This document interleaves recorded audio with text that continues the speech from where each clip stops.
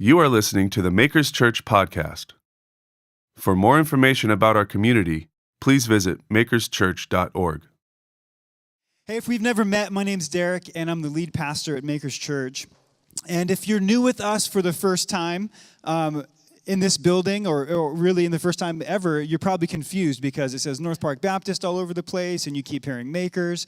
And so I just wanted to welcome you all to Makers Church and to North Park Baptist Church. We are blending our families together in expressions of worship on Sunday morning and in so many other ways. And as Pastor Glenn said this morning, and you're going to hear a bit more, right after the gathering, we have an opportunity to get connected in some of our serve teams, our impact areas. And the thing that I love is it's all of us coming together to make a difference in the city. And so we'd love for you to partner with us in that.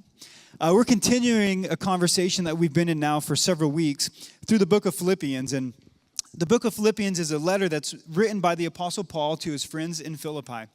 And we've been calling this collection of talks A Citizen's Guide to Joy. And we chose that title because what Paul is essentially doing is he's showing us what it would look like to be citizens of a new kind of kingdom, of the kingdom of God. And what comes with that citizenship is this ability to have joy in all circumstances. And he isn't just writing about it, but he's showing it to us as he's imprisoned, writing a letter of an encouragement to his friends, who are in far less despair than he is himself. And so if you miss anything throughout all of these talks, we want you to know that joy is made possible in Jesus Christ, and that you can have joy deep in your soul, regardless of whatever circumstances you're facing. That's the message, right? And if you've missed any of these talks, you can go back and listen on our podcast, which is available in all the places you can find podcasts. We found out a little while it's on Spotify, which I don't even think we did. It just happened. And then you can also look on YouTube and Facebook and all that good stuff. But there's been some talks leading up to this one. And Shalise last week preached a beautiful message on using a palm tree as the metaphor. And we're going to see that kind of play in to what the Apostle Paul is talking about here in Philippians 1:27 through 2:4. He says, "Whatever happens, conduct yourselves in a manner worthy of the gospel of Christ. Then, whether I come and see you or only hear about you in my absence, I will know that you stand firm in one spirit, striving together for the faith of the gospel, without being frightened in any way by those who oppose you. This is a sign from them that they will be destroyed, but this will be a sign to them that they will be destroyed, but that you will be saved, and that by God. For this has been granted to you on your behalf of Christ, not only to believe in him, but also to suffer for him, since you were going through the same struggle you saw that I had, and now hear that I still have. Therefore, if you have any encouragement from being united with Christ, if any comfort from his love, if any common sharing in his spirit, if any tenderness and compassion, then make my joy complete by being of the same mind, having the same love, being one in spirit and of one mind. Do nothing out of selfishness, ambition, or vain conceit. Rather, in humility, value others above yourselves, not looking to your own interest, but each of you to the interest of others." This is a beautiful passage, and in it we can see Paul's heart for unity.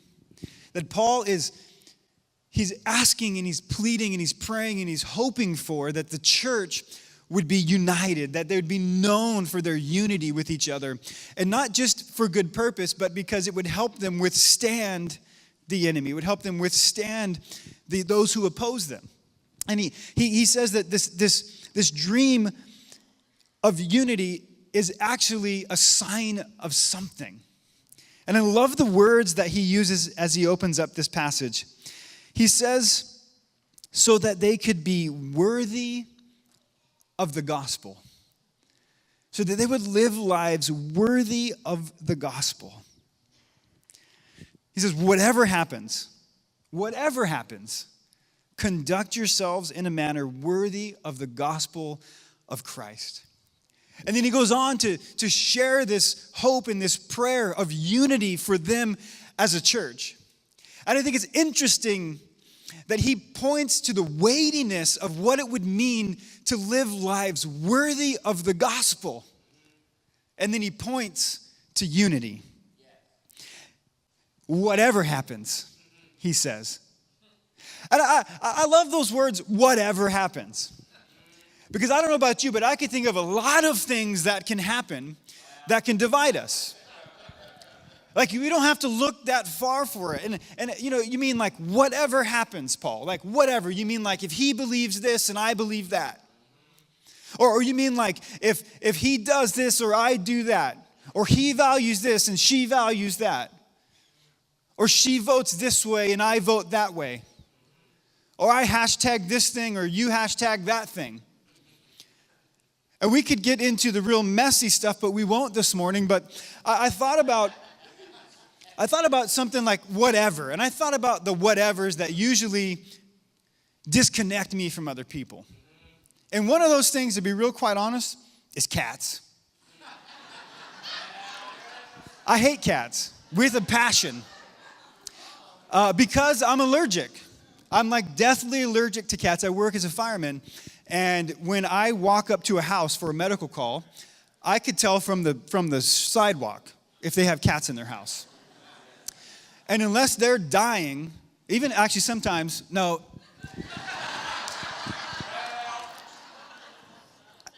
Put it this way, if they don't need me, I'm on the curb. And but there's a problem with that. I have like just real moment of honesty here. I hate cats so much that's translated to me not liking people who like cats.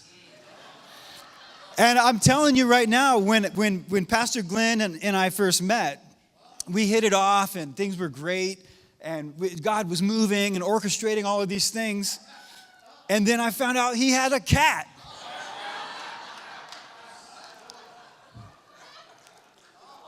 Whatever happens.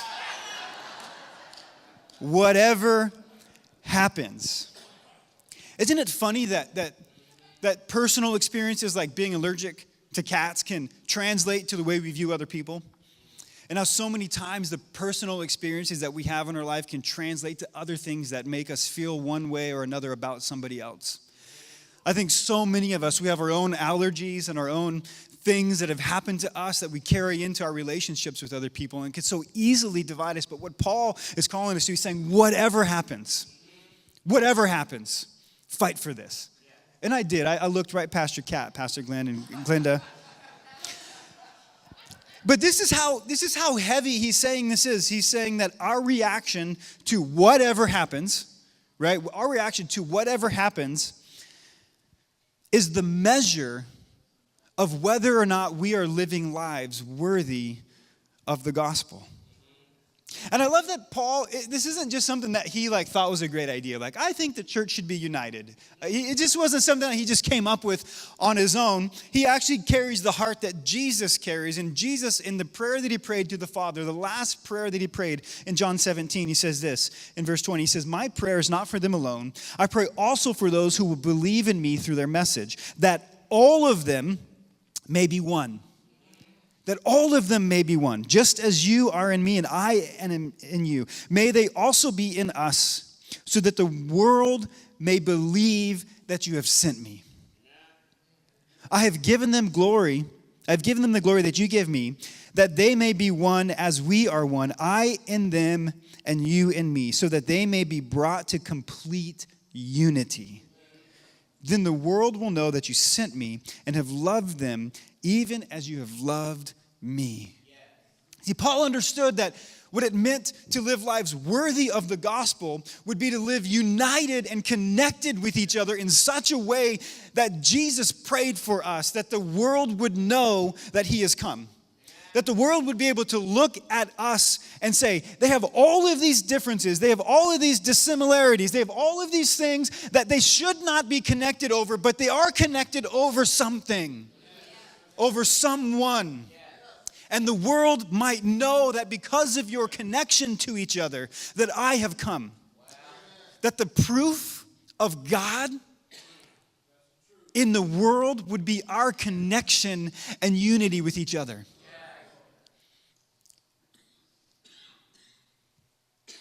But sadly, so many times it isn't so. In most of our history as the people of God, we have bickered and fought and divided and subdivided and tridivided and quadrivided and kept dividing over all sorts of things. And I think what we need to know is that whatever we are doing in this place, whenever we say North Park Baptist Church or Maker's Church or whatever the name of the church is, that has a really tiny C in front of it. See, we don't come to church, we are the church. And we're an expression of the church. And it doesn't matter what name it has in front of it. We are part of this global church that is in Christ Jesus. And that has a big C. We call it the Big C Church. And God is doing something way beyond what he's doing here. And we're just one tiny small piece of it. And it would be ridiculous for us to believe that God could do all he wants to do in the world through a few of us here. And so if that's true, then what would it look like for us to be united with each other? And I think we can even confuse ourselves. The world is confused. The people who don't know Jesus is confused because we can't find anything to agree about. We've got Methodists and Lutherans and Episcopalians and Baptists and Pentecostals and everything in between. We don't even make sense of it. And the world looks at it and goes, what's wrong with them? They can't agree. But what I think is beautiful is that our differences aren't what divide us. Our differences are what should unite us. The diversity of how God is moving through his people should be the very thing that unites, not divides. And when you look at the history of the church and all of these different denominations and segments and things, I think we need to pause for a moment and realize how we got here. See, I think so many times we miss the fact that denominations are so many and so unique and so distinct and so divided because denominations are full of churches and churches are full of people and people are...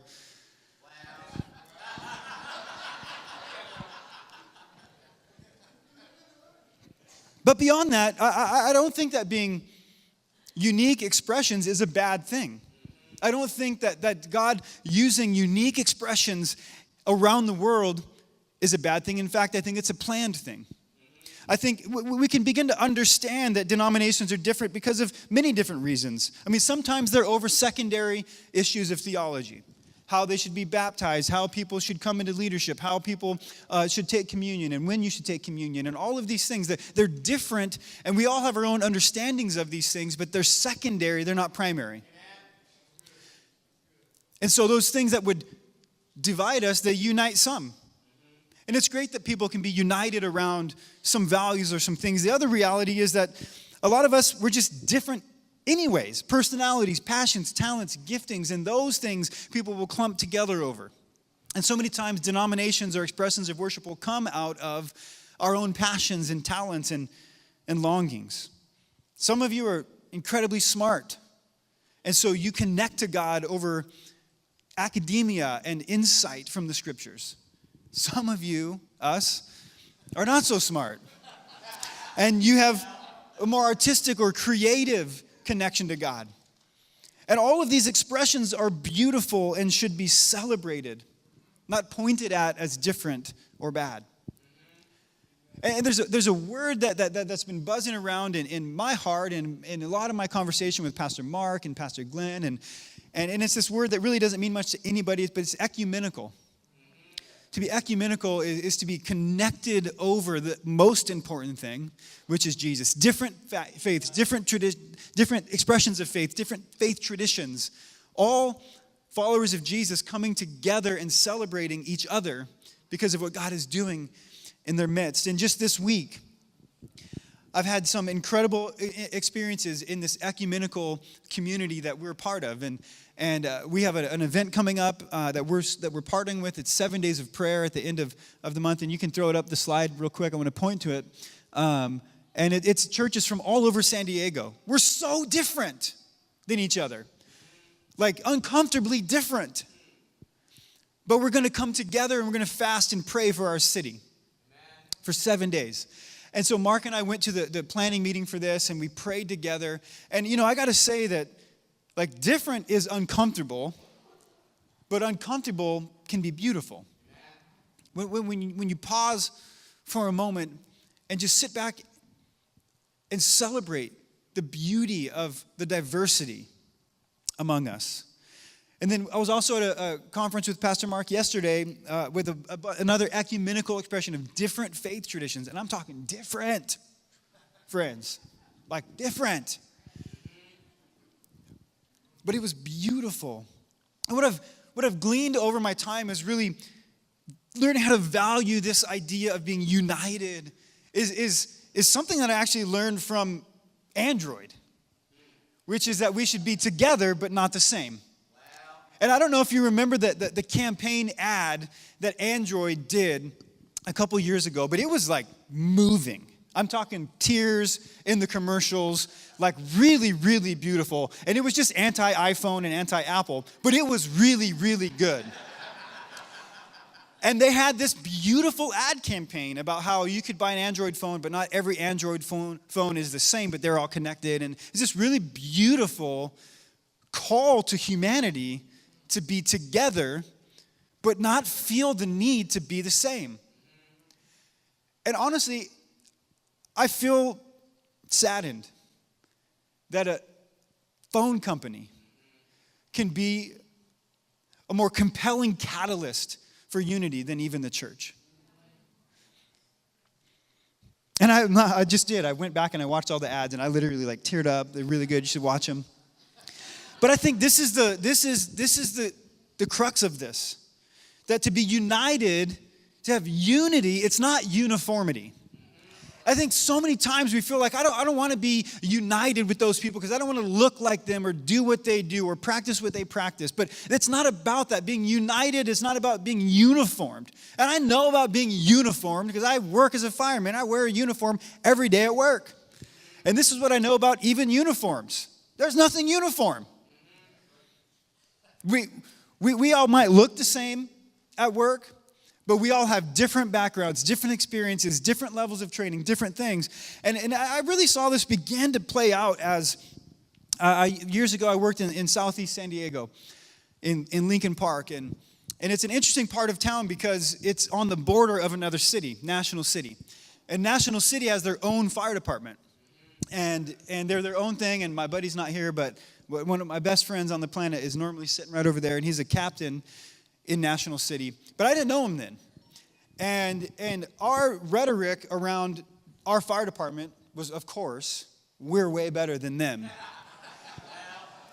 And we had this thing happen that really shook us up, and it was called boundary drops.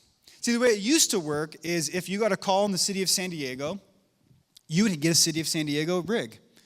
And if a call was just on the other side of the city and it was in National City, even if the San Diego rig was closer, they'd send a National City rig.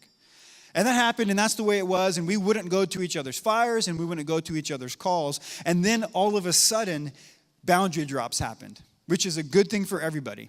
Boundaries went away, and we started running each other's calls. And what we realized in that uncomfortable season is they're firefighters too. Yes. It was like, wait a minute. Like, they know how to fight fire too? And it was amazing with these boundaries that we had around each other. Like, we would look at them and go, well, they have 3 people on their rigs. We have 4. Or we have over 100 years of tradition rooted in our fire department. Turns out they've been around longer than ours. And so with boundary drops, we started working with each other and getting to know each other. And over time, we started having coffee together and cooking meals together and realizing, wow, they're firefighters too. And now boundary drops they're so common, we don't even think about it. We go to calls all over the city with different agencies, and it works like clockwork because something happened. The boundaries dropped. And I wonder what would happen in the church. I wonder how much more we would be living worthy of the gospel if our boundaries would drop. If the things that divide us would no longer be so distinct and so clear, but they become more and more vague because of the things that we're united over. And I believe that diversity is the key to unity. See, people talk a lot about like setting aside our differences. I think that's the worst possible thing we could do. We should never set aside our differences. We should celebrate them. We should celebrate our differences. We should pull the greatness and the uniqueness out of each other because it's the diversity that comes together that creates something beautiful. What Pastor Rob talked about this morning, the history that we don't even know about because we've lied about it and we've suppressed it, let's pull that out because it's beautiful. And the diversity that's happened, the reason why we've always cared and love about being multi-generational, multicultural, is because we're better together. There are things that we don't even see without each other's perspective and input. There are things that we're blind to without the voice of others in our lives. And so for us as a church, I think we have so much to learn from other expressions of faith. And one of the things that I love is that in this city, it's very, very distinct and unique the way that we are interacting with other churches. What God is up to, what God is doing is he's bringing churches together that shouldn't be together. They shouldn't be friends. They shouldn't get along. But God has made us friends. We've moved into friendship with each other. And we're locked arms trying to reach the city and the world together. And I think we have a long ways to go, but we're on the right track. And this is why. Because united we stand, but divided we fall.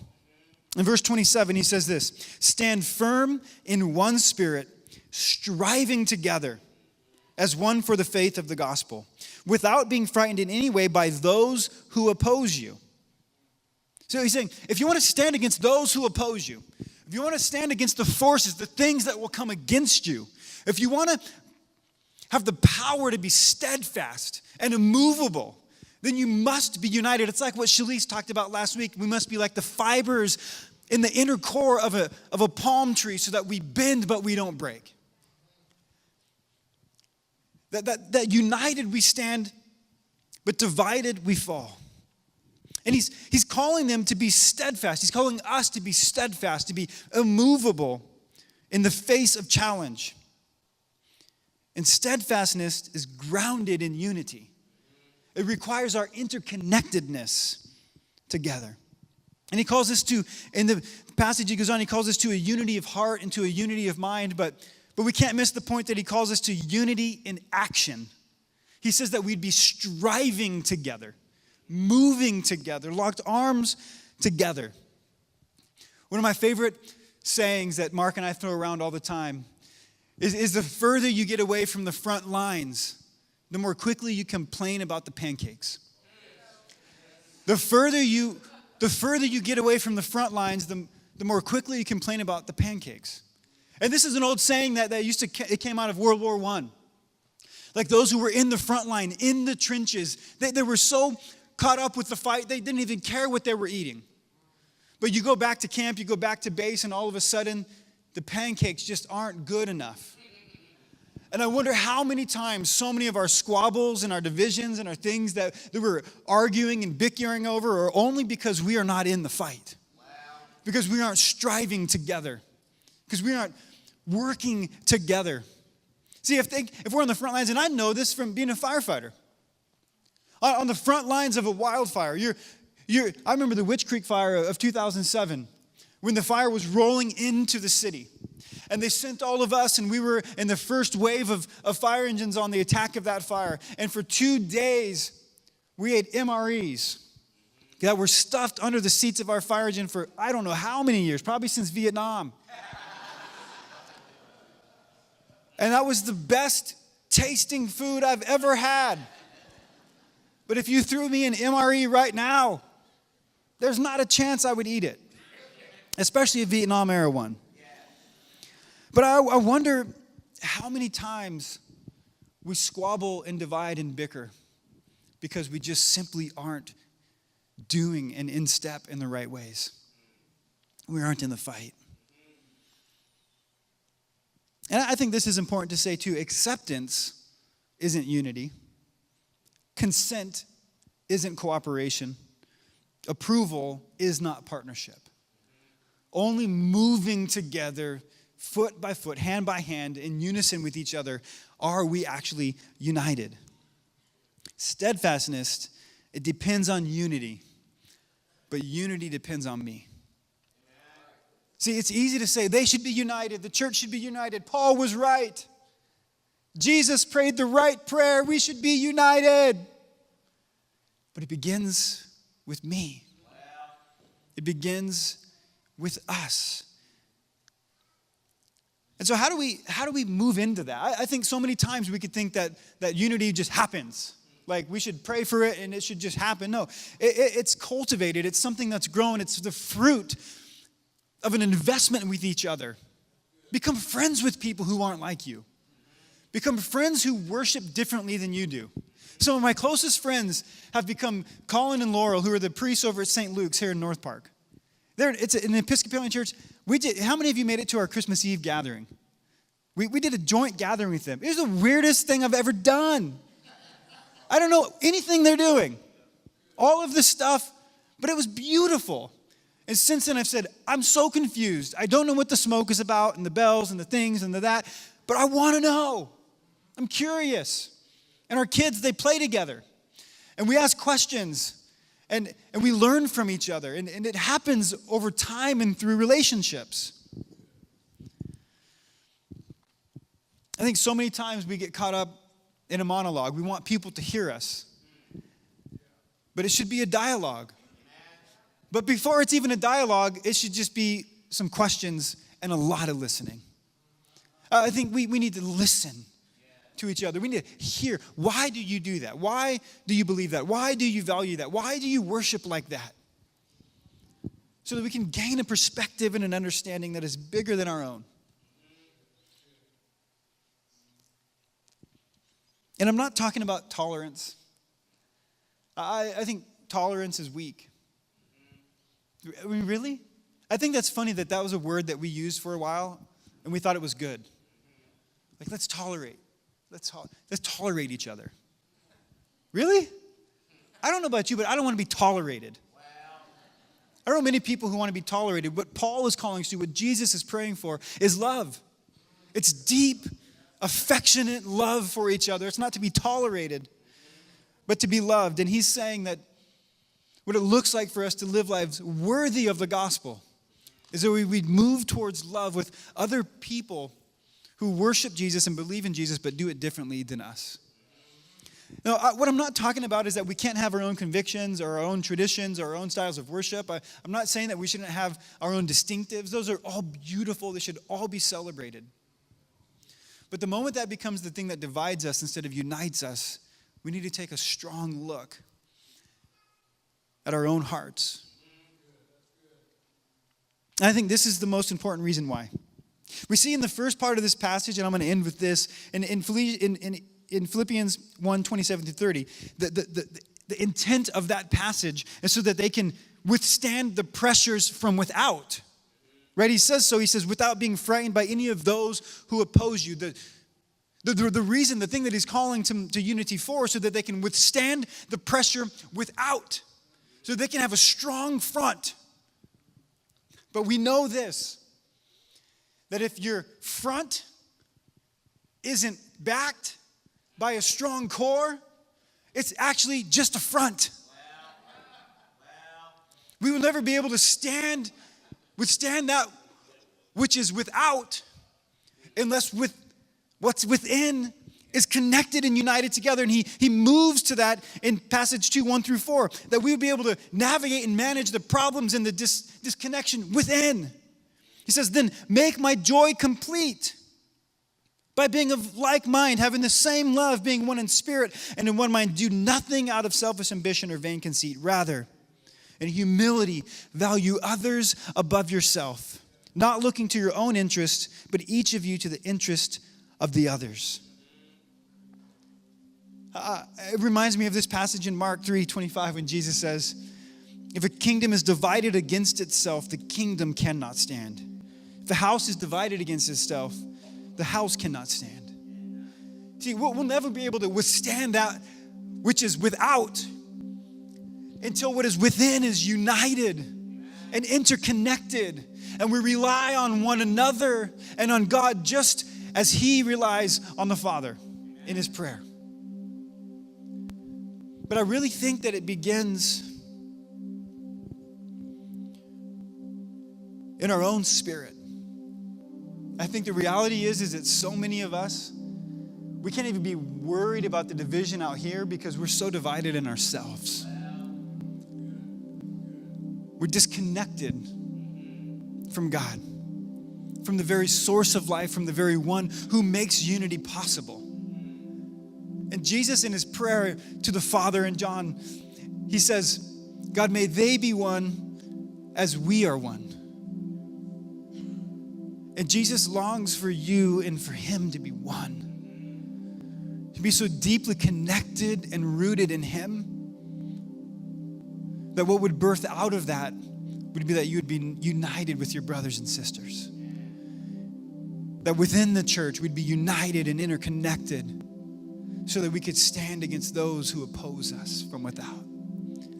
So let's close our eyes and bow our heads. And I want to pray for you this morning.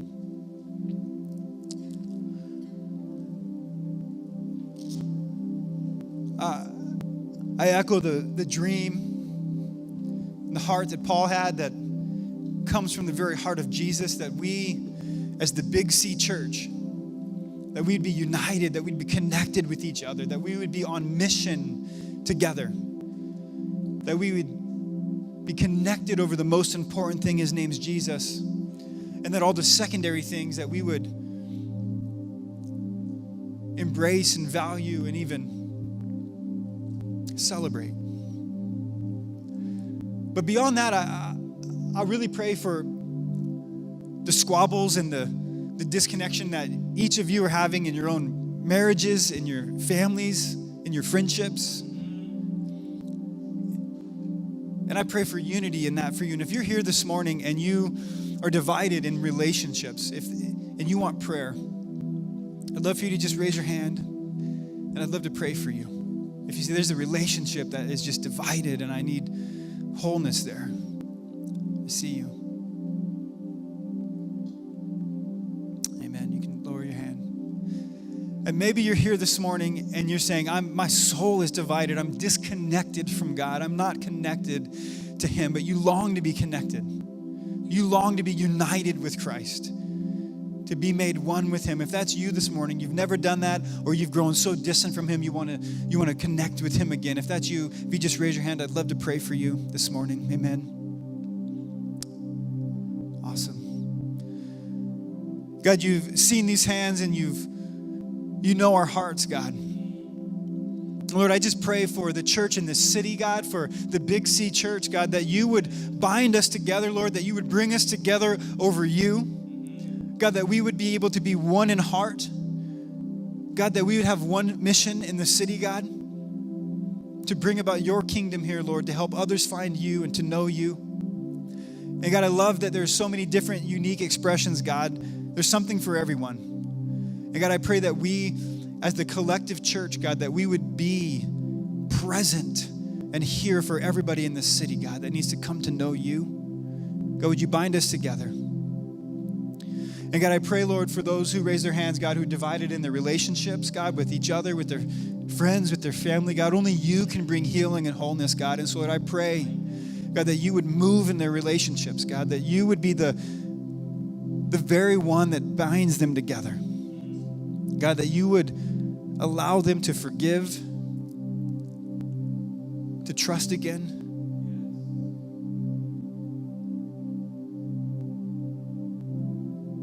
God, bring healing and wholeness. And Father, I pray for those in the room that are divided in their own soul, God. They feel disconnected from you. Lord, I pray that you would draw them to yourself now. God, your spirit would move, God. They would feel united and connected with you. And we pray this in your name, Jesus. Amen. You are listening to the Makers Church podcast. For more information about our community, please visit makerschurch.org.